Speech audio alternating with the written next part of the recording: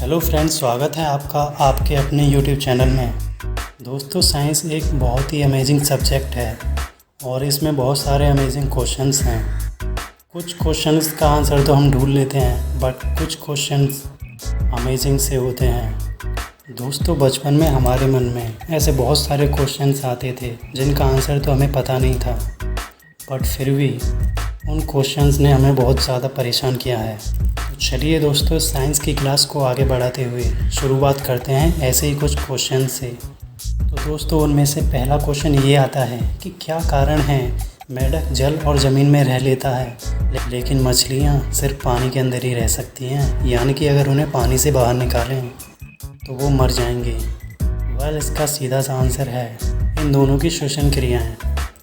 दोस्तों, मेंढक जो होता है वो ज़मीन और पानी के अंदर दोनों जगह सांस ले सकता है, क्योंकि यह पानी के अंदर अपने स्किन से सांस लेता है, जबकि पानी के बाहर यह अपने फेफड़ों से सांस लेता है। जबकि मछलियों में सिर्फ गिल्स पाए जाते हैं जो सिर्फ और सिर्फ पानी में घुली हुई ऑक्सीजन का ही प्रयोग कर सकते हैं। छिपकली एक रेप्टाइल जीव है और अक्सर हमारे मन में ये सवाल आता है कि यह दीवार पर कैसे चल पाती है। तो दोस्तों, इसका आंसर इसके पैरों में छुपा हुआ है। दरअसल इसके पैर बहुत ज़्यादा लचीले होते हैं और जब यह अपना पैर दीवार पर रखती है तब वापस हटाते वक्त इसके बीच में बने गड्ढे के अंदर एक वैक्यूम क्रिएट हो जाता है और उस वैक्यूम के द्वारा ही यह दीवार पर चल पाती है। जब हम रोते हैं तो आंखों से आंसू क्यों निकलते हैं? हमारी ऊपरी पलक में एक ग्रंथि पाई जाती है जिसे लैक्रिमल नामक ग्रंथि कहा जाता है। जब हमारी आंख में कुछ घुस जाता है या जब हम भावुक हो जाते हैं तब हमारी आंखों से इसी ग्रंथि के कारण आंसू आने लगते हैं।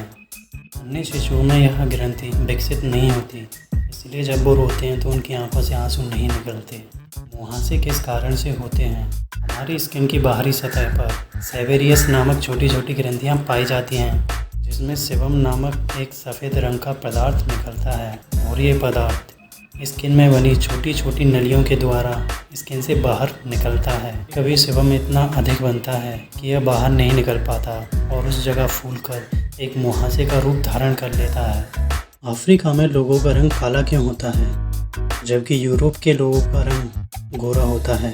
दोस्तों, हमारी स्किन में एक मेलेनिन नामक पिगमेंट बनता है। ये पिगमेंट जितना अधिक बनता है उतना ही स्किन का रंग गहरा होता जाता है। गर्म देशों में जब यूवी किरणें शरीर पर पड़ती हैं तब इस पिगमेंट की बनने की दर अधिक हो जाती है और हमारे शरीर इसी पिगमेंट के चलते काला दिखने लगता है।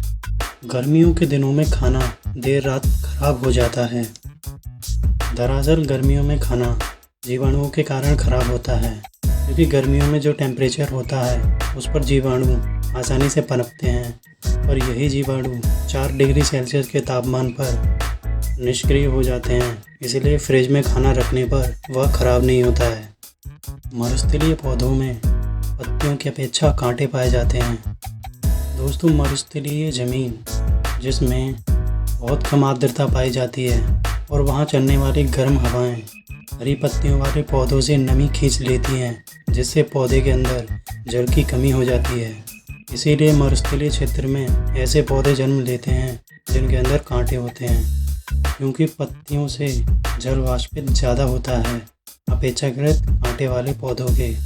थैलासिस डिसीज़ ये एक आनुवंशिक बीमारी है।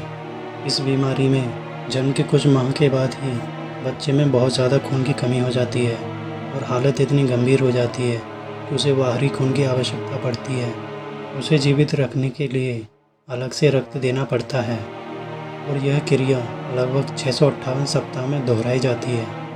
रीएजेंट डिसीज़ इस बीमारी को sudden infect death syndrome SIDS कहा जाता है। यह एक रहस्यमय बीमारी है। इसमें शिशु के सोते वक्त ही मौत हो जाती है, लेकिन हैरानी की बात यह है कि मौत से पहले शिशु के अंदर कोई भी ऐसे लक्षण नहीं पाए जाते हैं, इसीलिए इसे छाया मृत्यु के नाम से जाना जाता है। इसके 2 संभावित कारण माने जाते हैं। पहला कारण यह है कि जन्म के समय बच्चे का वजन बहुत कम हो, जबकि दूसरा कारण स्त्रियों का जल्दी गर्भ धारण करना। दोस्तों, हमारे शरीर पर तिल क्यों निकलते हैं?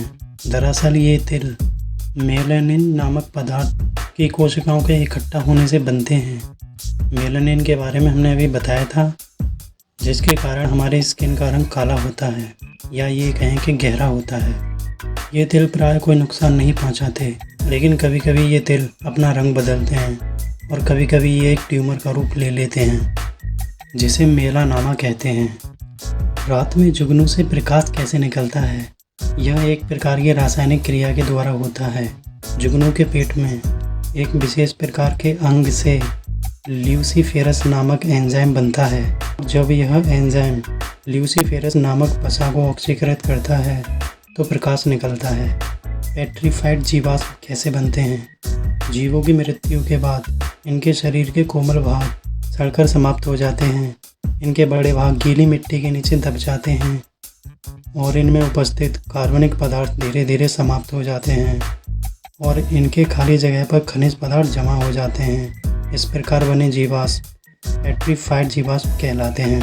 सांप कैसे सुनता है? दोस्तों, सांप के कान अविकसित होते हैं। सांप हवा से आने वाले ध्वनि तरंगों को नहीं सुनता, वह केवल वाइब्रेशन को महसूस करता है जो कि ज़मीन में उत्पन्न होते हैं। सपेरे जब बीन बजाते हैं तब वह बीन को इधर उधर हिलाते डुलाते हैं, जिसके विरोध में सांप भी इधर उधर हिलता है, जो कि अपनी डिफेंस प्रक्रिया को दर्शाता है।